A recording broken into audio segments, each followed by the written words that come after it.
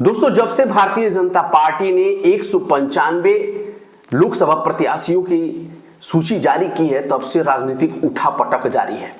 कहीं कोई सीट छोड़ रहा है तो कहीं कोई जिसका नाम नहीं है वो लाइन लगाए पड़ा है कि किसी भी तरह से अगली सूची में मेरा नाम आ जाए।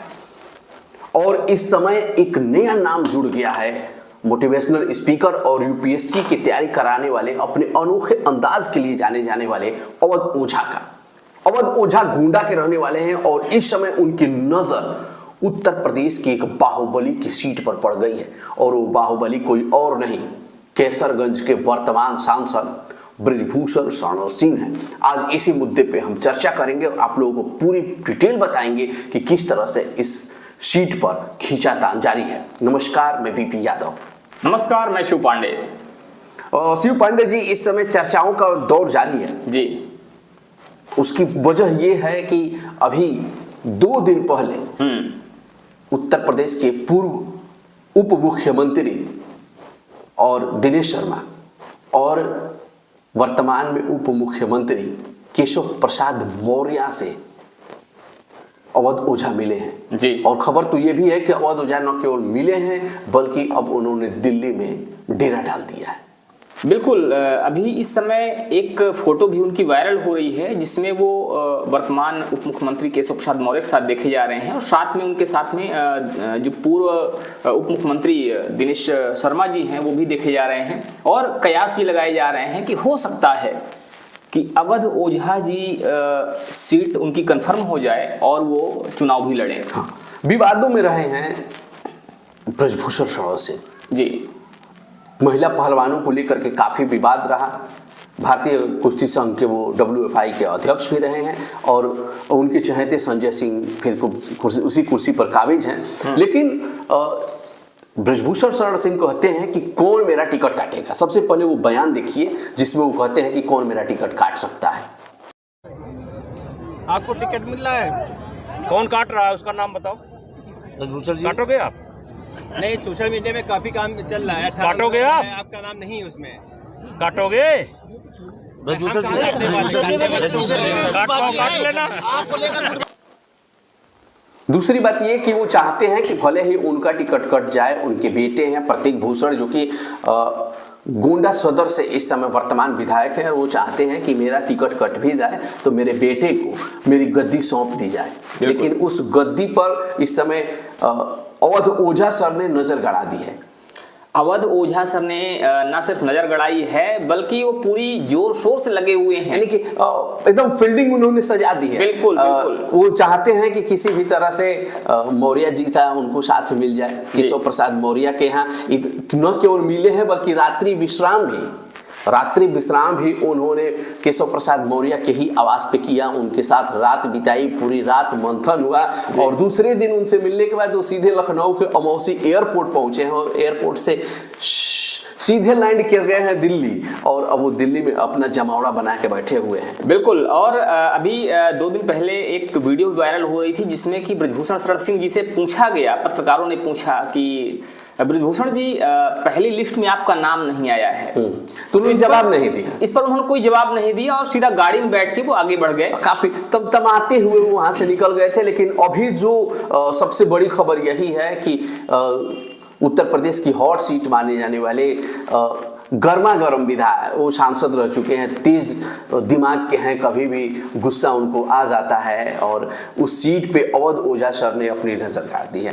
अवध ओझा सर अपने अनोखे अंदाज के लिए जाने जाते हैं, यूपीएससी की तैयारी कराते हैं और उनकी फैन फॉलोइंग भी बहुत बड़ी है। अगर उनकी बात करें अवध ओझा सर की तो पिछले 4 सालों में उन्होंने अपनी पॉपुलैरिटी को काफी बढ़ाया हुआ है।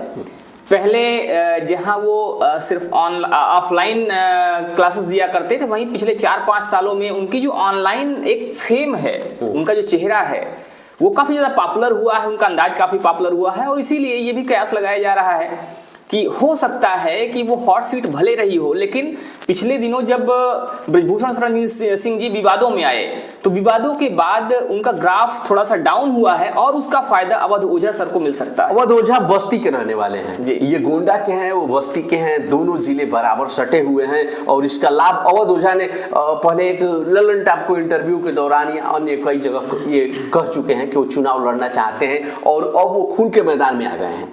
और इसका सोशल मीडिया साइट्स पर भी खूब चल रहा है इस समय। आपको मैं बताना चाहूँगा कि एक्स पर गुरुजी खूब चल रहे हैं और गुरुजी को लेकर के यानी कि अवध ओझा को लेकर के काफ़ी ट्वीट्स आ रहे हैं। एक्स पर लोग लिख रहे हैं। संजीत कुमार नाम के एक यूज़र ने लिखा है कि ज़रूरी नहीं है कि शिक्षक और कवि के चोला ओढ़े हर व्यक्ति सच में शिक्षक वो कभी ही होगा, वह किसी राजनीतिक दल का एजेंट भी हो सकता है। और ऐसे गुरु से बचकर रहना चाहिए। यह आपको IAS IPS तो नहीं लेकिन अंधभक्त जरूर बनाकर छोड़ेंगे। इस तरह से तमाम ट्वीट्स आ रहे हैं। वहीं एक अन्य यूजर पीयूष कुमार प्रधान लिखते हैं कि ओझा जी पकड़े गए आज। वो तस्वीर शेयर किया उन्होंने मौर्य केशव प्रसाद मौर्य और अवध ओझा की और लिखा है कि ओझा जी पकड़े गए आज। वहीं सौरभ मिश्रा ने ट्वीट किया है एक्स पर और उन्होंने भी वही सेम तस्वीर शेयर की है और वो कहते हैं कि अगर किसी पढ़े लिखे इंसान को टिकट दिया जाता है कैसरगंज से तो कोई दिक्कत नहीं है, फिर भी अवध ओझा गुरुजी को कोई रोक नहीं सकता। इनको मौका देना चाहिए, पार्टी को इनकी शानदार जीत होगी। यानी कि उनका कहना है कि अगर भारतीय जनता पार्टी इनको मौका देती है तो शानदार जीत होगी। वही सुभाकर पटेल नाम के एक यूजर लिखते हैं कि दिल ही तोड़ दिया ओझा जी ने। महारथीकरण जैसा किरदार रखने वाले इंसान बीजेपी के कदम में चला गया और उन्होंने भी वही सेम तस्वीरें शेयर की है। तो शिव पांडे जी कहीं ना कहीं सोशल मीडिया पर भी इस समय ओझा जी चल रहे हैं।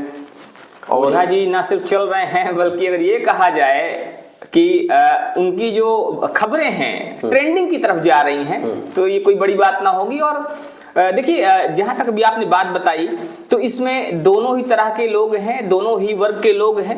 एक तरफ जहाँ उनको सपोर्ट करने वाले लोग हैं, वहीं कुछ लोग ऐसे हैं जो इस बात की आलोचना भी कर रहे हैं कि एक गुरु जो अभी तक पीछे कुछ जैसे आप कह रहे हैं ये गुरु, तो ओझा जी के जितने पीछे के वक्तव्य हैं कभी वो मोदी जी को ऐसा शासक बताते हैं जो डिक्टेटर हो, मोदी जी की तुलना कभी वो हिटलर से कर देते हैं तो कभी कुछ करते हैं। और आज बीजेपी के यहाँ लाइन लगाए पड़े हैं टिकट के लिए, तो इस पर तो सवाल उठेंगे ही उठेंगे। वैसे अगर कयास तो यही लगाया जा रहा है कि लोग लगा रहे हैं, राजनीति के पंडित भी मान रहे हैं कि ब्रजभूषण शरण सिंह का टिकट जो है अब बस कटने ही वाला है, खाली घोषणा की देर है और हो सकता है कि अवध ओझा का टिकट वहां से फाइनल हो जाए। और ये कहीं ना कहीं ब्रजभूषण शरण सिंह के लिए खतरे की घंटी भी है। बिल्कुल, ये बात जो आपने कहा कि ब्रजभूषण शरण सिंह जी का टिकट कट सकता है तो बिल्कुल माना जा सकता है, क्योंकि पार्टी आला कमान जो है, अगर बीजेपी की बात करें तो बीजेपी आला कमान मध्य प्रदेश के चुनाव के बाद से या मध्य प्रदेश के चुनाव से अगर बात करें तो मध्य प्रदेश के चुनाव से लगातार बहुत ही सोची समझी रणनीति के तहत फैसला ले रहा है। उसका मानना है कि किसी भी सीट पर कैंडिडेट सिर्फ वही खड़े किए जाएं जिनके जीतने के चांसेस बहुत ज़्यादा हों, क्योंकि मध्य प्रदेश में भी आपने देखा था कि मध्य प्रदेश की सीट जो थी वहां पर उन कैंडिडेट्स को टिकट दिया गया था, उन कैंडिडेट्स को आगे बढ़ाया गया था जिनके जीतने की संभावना बहुत ज़्यादा थी। जीतने की संभावना वाली बात की जाए तो ब्रजभूषण शरण सिंह काफ़ी अपने आप में उस क्षेत्र में अपना दबदबा रखते हैं। 6 बार के सांसद रह चुके हैं, विधायक भी रह चुके हैं, वर्तमान में उनके बेटे भी विधायक हैं सदर सीट से गोंडा। तो इसमें कोई शक नहीं है। हो सकता है कि भारतीय जनता पार्टी उनकी छवि से पल्ला झाड़ना चाहती हो, लेकिन ये राहें इतनी आसान नहीं होने वाली हैं। एक बार भारतीय जनता पार्टी ने उनका टिकट काट दिया था और वो तुरंत समाजवादी पार्टी में चले गए और वहां से उन्होंने 2 लाख प्लस वोटों से जीत हासिल की थी। तो इस बार देखना बड़ा ही दिलचस्प होगा। गोंडा के कैसरगंज सीट की लड़ाई बहुत भयानक होने वाली है अगर ब्रजभूषण शरण सिंह का टिकट कट जाता है तो। और अगर बीजेपी उनको अपना प्रत्याशी बनाए रखती है तो यहां भी सवाल उठेंगे कि जो उनपे जो उन पे दाग लगे हैं, जो उन पर एलिगेशंस लगाए गए थे महिला पहलवानों की तरफ से, इतना कुछ देखने सुनने के बावजूद भी भारतीय जनता पार्टी के आला कमान ने उनको टिकट दे दिया, उनको चुनाव मैदान में उतार दिया। अब देखना यह भी दिलचस्प होगा कि अगर अवध ओझा जी को टिकट मिलता है तो उसके बाद पार्टी आला कमान का क्या फैसला होता है कि आखिर इनके लिए क्या विकल्प होगा, पार्टी आला कमान इनको कैसे संभालेगी, कैसे मना पाएगी, क्योंकि उनके तेवर जो है बड़े गर्म तेवर के ब्रजभूषण तेवर होते हैं उनके, और उनके तेवरों को संभालना बीजेपी के लिए आसान नहीं रह जाएगा। वो बाबरी मस्जिद विध्वंस तक में शामिल रहे हैं, बीजेपी के बहुत पुराने कैडर रहे हैं और अभी भी वो राजनीति अपने मिजाज से करते हैं और उनका मिजाज जो है ना बड़ा कठोर मिजाज है, इतना जल्दी पिघलने वाला नहीं है। फिलहाल आप लोगों को फिर से एक बार पूरा वाकया बता देता हूं कि उत्तर प्रदेश के उप मुख्यमंत्री केशव मौर्य से अवध ओझा जी मिले हैं और पूर्व उप मुख्यमंत्री और राज्यसभा वर्तमान के सांसद दिनेश शर्मा से मिले हैं और उसके बाद उन्होंने दिल्ली में डेरा डाल दिया है और अब वो चाहते हैं कि उन्होंने मन बना लिया है पूरी तरह से कि उन्हें कैसरगंज से चुनाव लड़ाया जाए और वो जीतेंगे। फिलहाल आगे अगली वीडियो में हम बताएंगे कि क्या होने वाला है। मिलते हैं फिर से अगली वीडियो में और बात करते हैं ब्रजभूषण शरण सिंह जी पे, जो वर्तमान जिनके बात कर रहे थे अभी अवध ओझा सर पे, और जो अन्य लोग हैं इस राजनीति से जुड़े हुए उन राजनीतिक लोगों के विषय में बात करेंगे। साथ ही जो राजनीतिक पंडित हैं उनका विश्लेषण क्या है उस पर हम लोग बात करने वाले हैं अगली वीडियो में।